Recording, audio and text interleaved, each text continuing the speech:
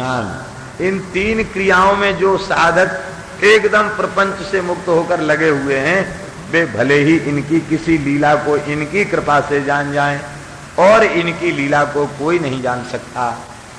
युधिष्ठिर विचार करो, जो सर्वेश्वर है वह किसी का नौकर नहीं बन सकता। ये तुम्हारे नौकर बन गए, तुम्हारा सारथी कर्म किया है इन्होंने। इसलिए एक ही बात है, तुम अपने संपूर्ण वृत्ति को इनके चरणों में समर्पण करके निश्चिंत हो जाओ। इतना सुनते ही उनके संपूर्ण मोह की निवृत्ति हो गई और भगवान के चरणों में संपूर्ण भाव से समर्पण कर दिया। अब कुछ शंका शेष नहीं रह गई, लेकिन फिर भी सत्संग के लिए आपने भगवान की प्रेरणा से पितामह भीष्म से विविध प्रश्न पूछे हैं और पितामह भीष्म ने उनका बहुत विस्तार से समाधान किया है। दान धर्मान, राज धर्मान, मोक्ष धर्मान विभागशः, स्त्री धर्मान, भगवत धर्मान समासव्यास योगता। दान धर्म, राज धर्म, मोक्ष धर्म, स्त्री धर्म, भागवत धर्म, ये समास व्यास के क्रम से सबको बताया है। और बताने के बाद भगवान से प्रार्थना किया कि हे भगवान, जब तक मैं इस शरीर का त्याग न कर दूं, तब तक इसी प्रकार से आप चतुर्भुज रूप में अपने मंगलमय स्वरूप की झांकी का दर्शन कराते हुए मेरे समक्ष कृपा करके विराजमान रहे। भगवान ने उनकी इच्छा को स्वीकार किया। पितामह भीष्म भगवान की स्तुति कर रहे हैं। श्री भीष्म उवाच इति मतिरूपकल्पिता वितृष्णा भगवती सात्वत पुंगवे विभूम्नि स्वसुखमुपगते क्वचिद् विहर्तुम् प्रकृतिमुपेयुषि यद भव प्रवाह। भजन का जो फल है वह तो जीवन के अंतिम क्षण में उस फल की अनुभूति होती है। युवावस्था में किया गया जो भजन है, जीवन भर किया गया जो भजन है, उस भजन की अनुभूति अंतिम क्षण में होती है। ये पितामह भीष्म जी की स्तुति से इसका भाव प्रकट हो रहा है।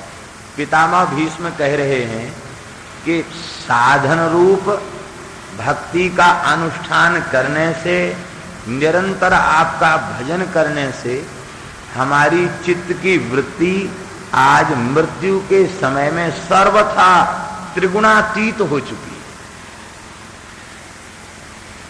रजोगुण तमोगुण तो समाप्त हो ही चुका है, सत्व भी विशुद्ध हो चुका है, त्रिगुणातीत स्थिति हो चुकी है, तृष्णा रहित मेरी वृत्ति हो गई है आज मृत्यु के क्षण में। कैसे? बोले आपके साधन भक्ति के अनुष्ठान से। इति मति रूप कल्पिता वितृष्णा, तृष्णा रहित, कामना रहित, वासना रहित, संकल्प रहित वृत्ति हो जाए अंतिम क्षण में, यही भगवत प्राप्ति का एकमात्र लक्षण है, स्वरूप। क्योंकि मृत्यु के काल में यदि कोई कामना रह गई, कोई तृष्णा रह गई, तो उस कामना को पूर्ण करने के लिए इस संस्कृति के चक्र में फिर से भटकना पड़ेगा। इसलिए भजन के द्वारा मृत्यु के काल में किसी प्रकार का कोई संकल्प न रह जाए, किसी प्रकार की कोई वासना कामना न रह जाए। ये जो है मेरी बुद्धि आपके भजन के अनुष्ठान से, अनेक प्रकार के जो साधन हैं उनके अनुष्ठान से मेरी बुद्धि शुद्ध और कामना शून्य हो गई है। भक्ति के दो स्वरूप संतों ने बताए हैं, एक साधन और दूसरी साध्य। साधन भक्ति श्रवणम कीर्तनम विष्णु स्मरणम पाद सेवनम अर्चनम वंदनम दास्यम सख्यमात्म निवेदनम, नवधा भक्ति साधन भक्ति है। और इसमें और भेद करते करते श्री रूप गोस्वामी जी महाराज ने इसमें भक्ति रसामृत सिंधु में 64 प्रकार के भेद किए। वे नवधा के ही 64 प्रकार के भेद। तो चाहे नवधा कहो, चाहे दसधा कहो, या 64 प्रकार की भक्ति कहो, ये सब साधन भक्ति है। और इस साधन भक्ति के अनुष्ठान से जो परम प्रीति प्रकट होती है, और उस प्रीति के प्रकट होने के बाद फिर साधन की अपेक्षा अपनी ओर से नहीं रह जाती।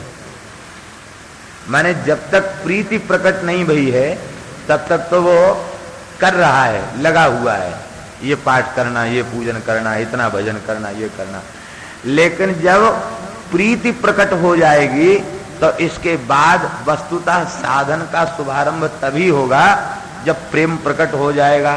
चारु हरिनाम ले तो असुवन झरी, नाम स्मरण करते श्रुपात होने लग जाए, गदगद हो जाए, पुलकित हो जाए, स्तोत्र पाठ करते ही गदगद हो जाए, भाव में डूब जाए, तो समझ लेना चाहिए कि हाँ अब साध्या जो प्रेम लक्षणा भक्ति है वो साध्या प्रेम लक्षणा भक्ति अब प्राप्त हो चुकी है। और जब तक प्रेम लक्षणा भक्ति का उद्भव नहीं होता तब तक वृत्ति कामना शून्य नहीं होती। साधन भक्ति के अनुष्ठान से भी वृत्ति कामना शून्य नहीं होती। और जब प्रेम भक्ति प्रकट हो जाती है, प्रेम लक्षणा भक्ति प्रकट हो जाती है, तो उस काल में वृत्ति कामना वासना से सर्वथा मुक्त हो जाती है। कैसे हो जाती है? कहते विरह की आग में वो कामना का जितना जंजाल है ना, वो जलकर भस्म हो जाता है। और कहीं कोई कीच लगी रह जाए तो वो प्रेम भगति जल बिन रघुराई, अभियंतरम कबहू की जाई, चित्त द्रवित होता है। जैसे सुनार सोने को द्रवित करता है, पिघलाता है, तो खोटा खोटा अलग निकल जाता है और चोखा चोखा बच जाता है। ऐसे ही जब प्रेम लक्षणा भक्ति प्रकट होती है तो चित्त द्रवित हो जाता है। तो द्रवित होने पर शुद्ध प्रेममय चित्त बाकी बच जाता है। और कामना वासना जो उसकी गंदगी है ना, खोट है, वो खोट बाहर निकल के बह जाती है, नेत्र के मार्ग से सब बह जाती है। प्रेम लक्षणा भक्ति मुझे प्राप्त हो चुकी है और मेरी वृत्ति सर्वथा कामना रहित हो चुकी है। तो ऐसी जो मेरी चित्त की वृत्ति है, ऐसी जो मेरी बुद्धि है, उस बुद्धि को हम आपको समर्पित कर रहे हैं।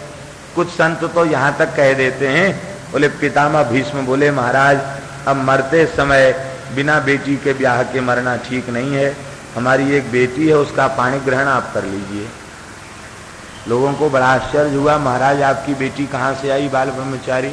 बोले दूसरी कोई बेटी नहीं है, हमने बुद्धि को ही अपनी दुहिता बना लिया है और वो बुद्धि को कामना शून्य बना दिया है। देखो कामना युक्ति बुद्धि व्यभिचारिणी है और यह व्यभिचरित बुद्धि भगवान के योग्य नहीं होती। अब व्यभिचरित बुद्धि ही भगवान के योग्य है। श्रीमद् भागवत के चतुर्थ स्कंद में पुरंजनोपाख्यान में बुद्धि को क्या कहा गया? पुरंजनी कहा गया और इसे बहुरूपणी कहा गया, ये इसे व्यभिचारिणी कहा गया। लेकिन जब ये भगवान में लग जाती है, कामना से मुक्त हो जाती है, तो व्यभिचार शून्य हो जाती, फिर वे पुरंजनी नहीं, ये पवित्र कन्या होती है। और इस कन्या को भगवान को समर्पित कर दो। हे भगवान मेरी बुद्धि को आप अंगीकार कर लीजिए, इस बुद्धि की भेंट आप स्वीकार कर लीजिए, क्योंकि इस बुद्धि के कामना से ग्रस्त होने के कारण ही जीव भव प्रवाह में पड़ा हुआ है। अब आपकी कृपा से बुद्धि शुद्ध भई है, अब इस बुद्धि को आप ही ले लीजिए जिसमें अब कहीं ये भटक न जाए। हे भगवान कैसी सुंदर आपकी छवि है। त्रिभुवन कमनम तमाल वर्णम रविकर गौरांबरम दधाने बपुरलक कुलाव्रताननाव्यम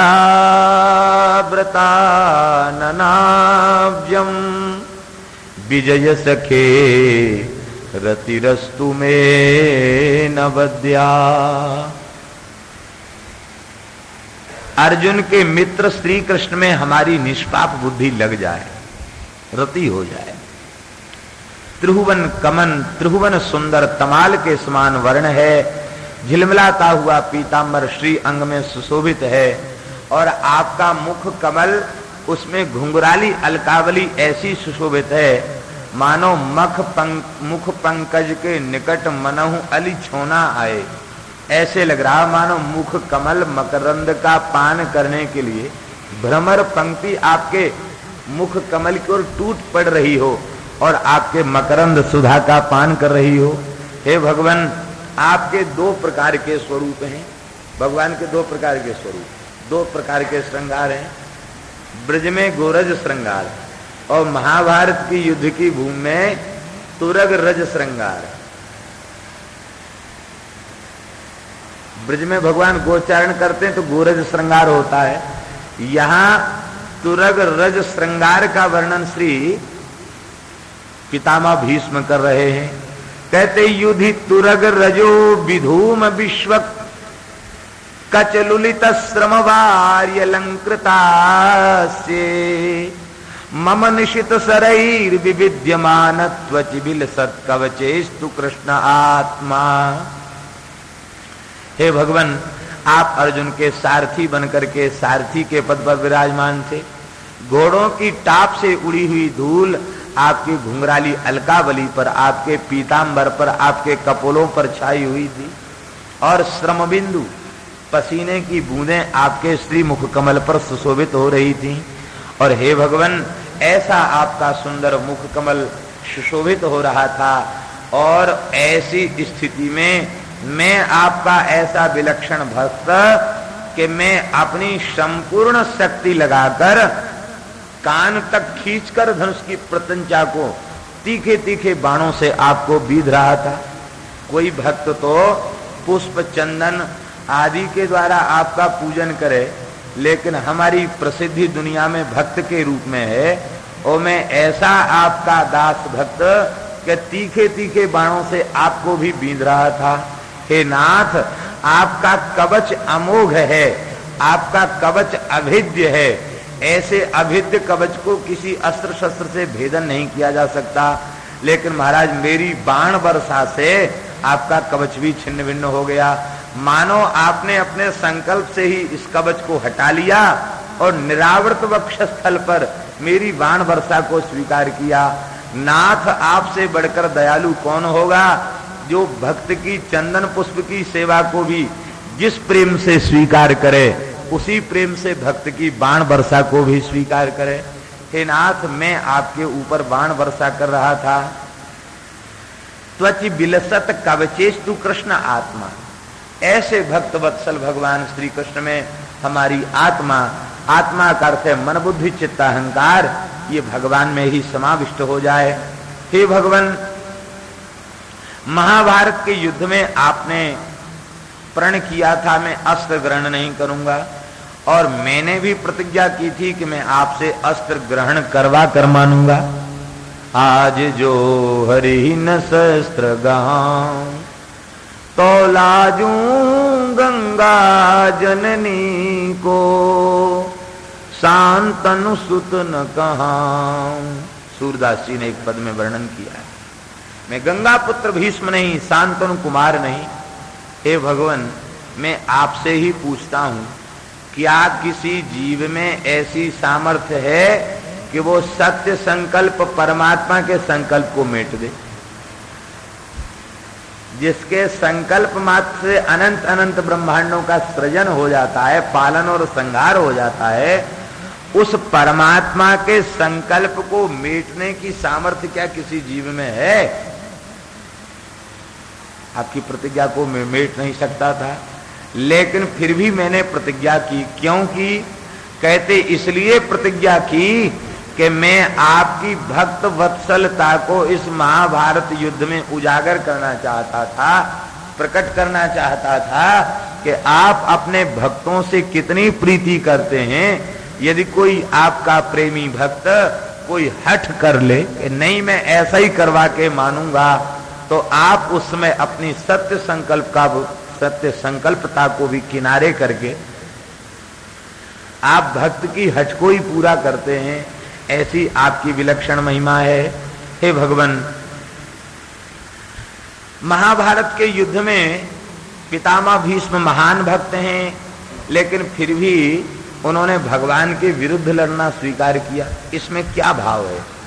एक ही भाव है कि वे भगवान से विमुख नहीं होना चाहते, वे भगवान के सन्मुख रहना चाहते। यदि पांडवों के पक्ष से युद्ध करते तो पितामह के ऊपर कोई भेदभाव का आरोप नहीं लगाता। लोग यही कहते कि जहां पक्ष कमजोर था, पितामह तो दोनों के हैं, जहां पक्ष कमजोर था उधर चले गए।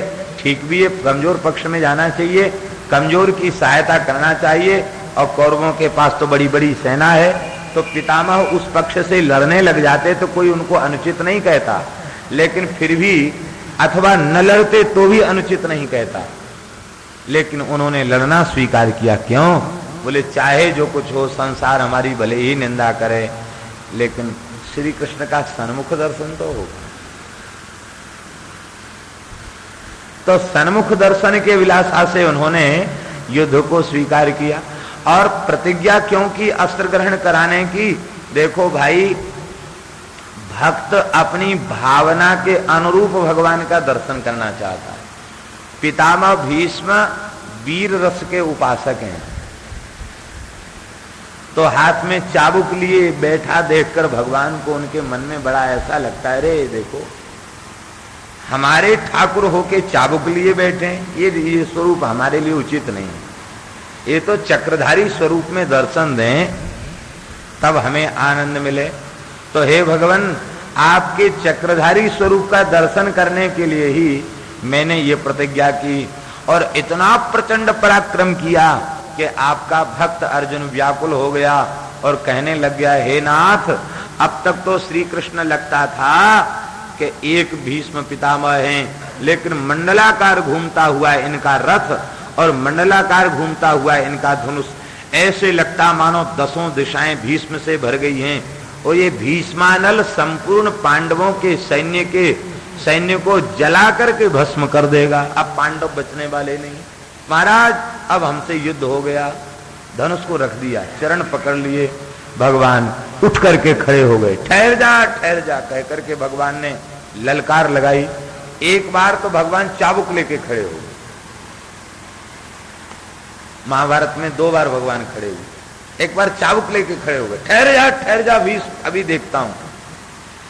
भगवान को आवेश में भरा हुआ चाबुक लेकर खड़े हुए देख करके पितामह गदगद हो गए, नमस्कार किया। बोले प्रभु, कुछ प्रगति भई तो सही, लेकिन अभी हमारे मन की इच्छा पूरी नहीं भई। लगता है पराक्रम में कुछ कसर रह गई। अर्जुन ने चरण पकड़ लिए, ठाकुर जी बैठ गए। फिर पितामह ने ऐसा प्रचंड पराक्रम किया कि उस पराक्रम को देख करके अर्जुन ने अब तो निश्चय कर लिया, महाराज अब हम नहीं कर सकते युद्ध, अब आप ही संभालो। जैसे ही कहा आप ही संभालो, भगवान गर्जना करने लगे, स्वनिगम अपहाय मत प्रतिज्ञा मृत मधुकर तुम वप्लुतो रथस्थः धृत रथ चरणो भया चलद गुर हरिरिवहंतुमिभं गतो तरिया। अपनी प्रतिज्ञा को छोड़ करके मेरी प्रतिज्ञा को सत्य करने के लिए आप इतने व्याकुल हो गए कि आपको रथ से उतरने की भी सुध बुध नहीं रही। अवप्लुतो रथस्था, रथ में बैठे बैठे आप गर्जना करके छलांग लगा दी, आपने उछल गए रथ से, इतना आवेश आया। कैसे उछल गए? कहते जैसे कोई सिंह, किशोर अवस्था का सिंह अपनी म्याद से गुफा से किसी वृद्ध गजराज के ऊपर झपट्टा मारने के लिए गर्जना करता हुआ झपट्टा मारे, ऐसे ही आपकी म्याद ये रथ। देखो सारथी का आसन नीचे होता है और रथी का आसन ऊंचे होता है, तो भगवान तो छिपे बैठे हैं, केवल इतना दर्शन हो रहा। तो गुफा में छिपे हुए सिंह के समान आपका ये रथ ही गुफा है, म्याद है, इसमें आप सिंह के समान विराजमान थे। और जैसे ही आपने गर्जना करके झपट्टा लगाया तो ऐसे लगा जैसे कोई किशोर सिंह किसी वृद्ध गजराज के ऊपर झपट्टा मारे। उस समय आपका पीतांबर आकाश में उड़ रहा था। अर्जुन ने बड़ी दृढ़ता पूर्वक आपके चरण पकड़ रखे थे और अर्जुन को लिए लिए भगवान उछल गए।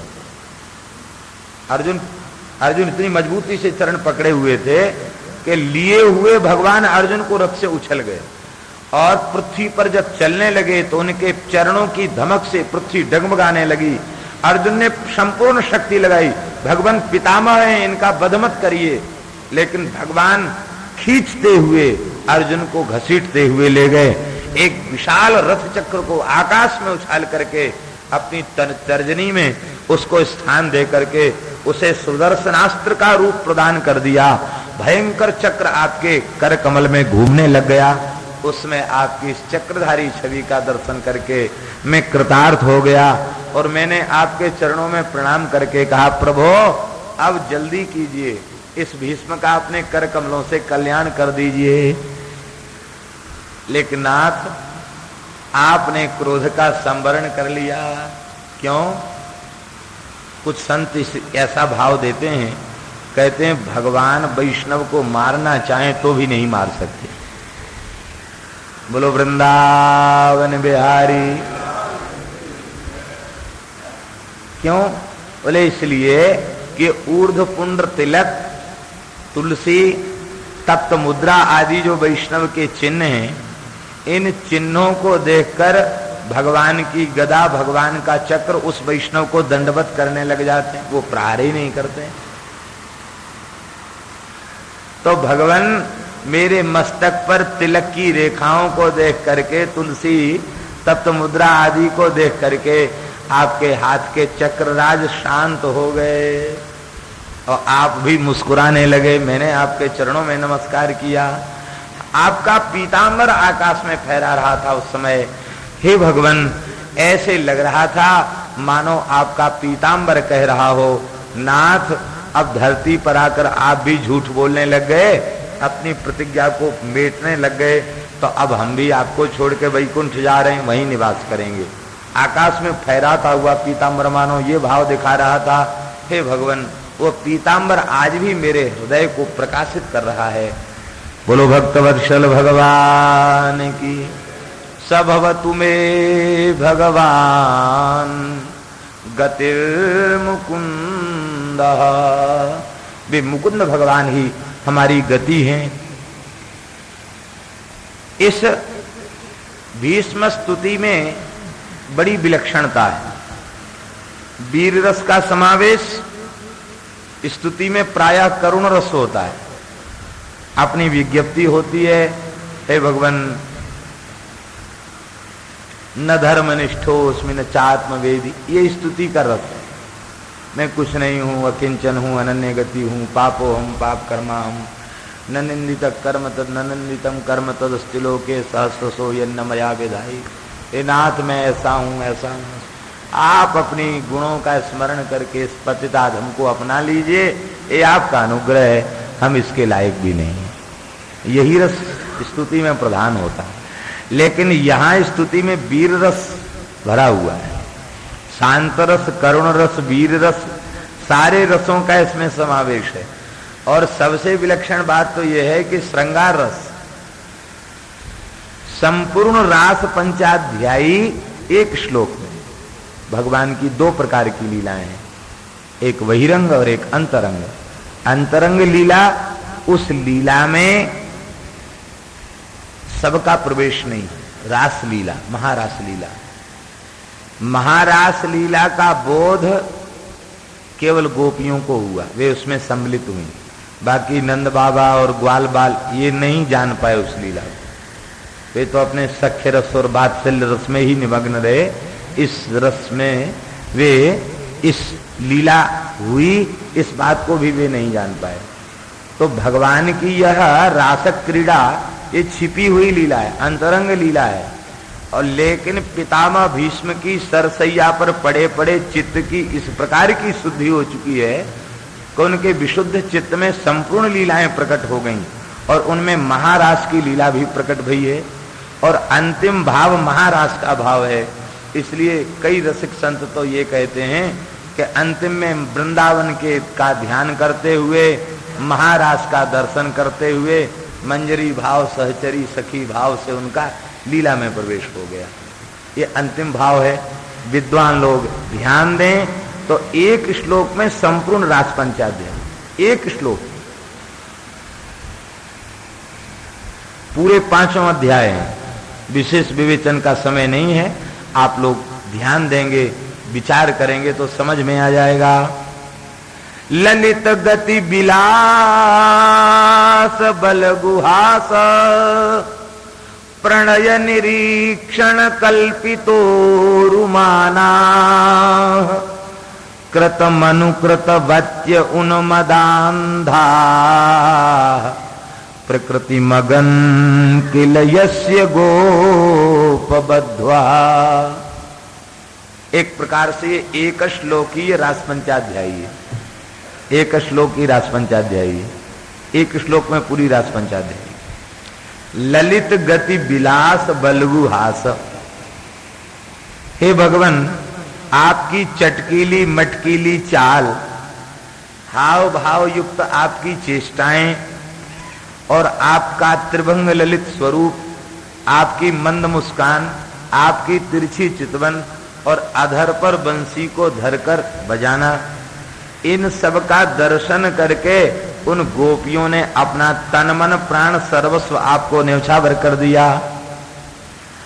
और जब बंसी बजाकर आपने उन्हें बुलाया तो वे गोपियां आ गईं। ये भाव ललित गति विलास बल गुहास से प्रकट हो गया और आकर के प्रणय निरीक्षण, प्रणय गीत का संकेत मिल गया।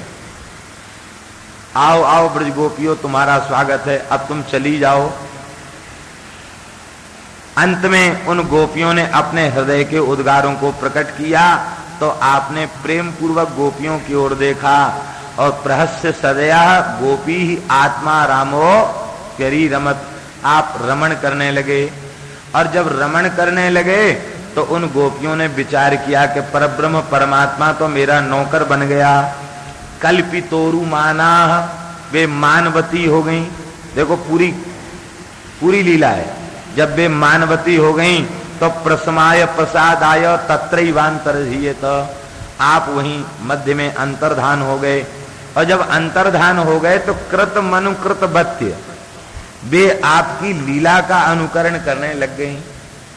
और लीला का अनुकरण करने के बाद वे इतनी व्याकुल हो गईं, इतनी तन्मयता उनमें आ गई कि कृष्णोहम पश्यत गतिम ललितामिति तन्मना, कृष्णोहम कृष्णोहम, मैं ही कृष्ण हूं। इतना तादात्म्य तदाकार भाव उनका हो गया। और भगवान फिर उन्होंने प्रेम में व्यथित होकर के उन्मदांधा से प्रेम में मतवाली होकर जयति तेधिकम आदि भावों को प्रकट किया, गोपी गीत गाया। ये उन्मदांधा से गोपी गीत का संकेत। और इसके बाद रुरुदु सुस्वरम राजन कृष्ण दर्शन लालसा, तो तासाम आविर्भूत चौरी स्मयमान मुखाम्बुजा पीताम्बरधर सृग्वी साक्षान मनमथ मनमथा, आप उनके मध्य में प्रकट हो गए। ये प्रकृति मगन से वे गोपियां प्रकृतिस्थ हो गईं जब आपको उन्होंने रास में प्राप्त कर लिया। प्रकृति मगन किल यस्य गोपबद्ध्वा, जैसे गोपियों की प्रीति आप में रास में बढ़ी, ऐसी गोपियों जैसी प्रीति हमारे हृदय में आपके प्रति प्रकट हो जाए। ऐसा कहने के बाद उन्होंने कहा कि हे भगवान, धन्य है, राजसूय यज्ञ के समय आपकी पूजा हुई थी ऋषियों की मंडली के मध्य में, उस समय बड़ा आनंद मिला।